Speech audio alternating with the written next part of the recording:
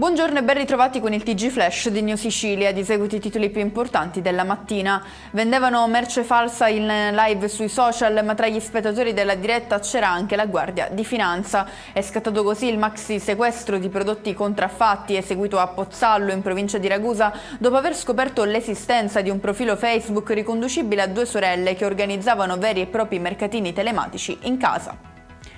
Chiede l'intervento dei carabinieri sostenendo di essere stato colpito dal figlio, ma le telecamere ribaltano completamente la versione dei fatti accaduti a Palermo. Il ragazzo non aveva aggredito il padre, ma era intervenuto per difendere se stesso e la madre dall'ennesimo episodio di violenza domestica.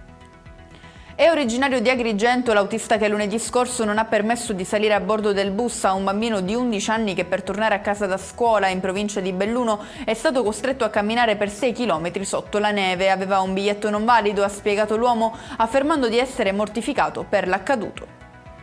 Un intervento sfociato nel caos, quello avvenuto a Castiglione di Sicilia, nel Catanese, dove un 28enne avrebbe richiesto l'intervento di un'ambulanza per poi aggredire i sanitari durante i soccorsi. Il ragazzo aveva chiamato il 118 riferendo di essere stato morso poco prima da un cane.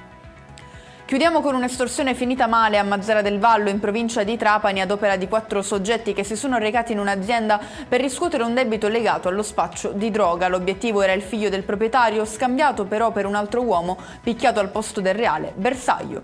E con questo è tutto, prossimo appuntamento stasera alle 19:30. Grazie per averci seguito, buon proseguimento di giornata.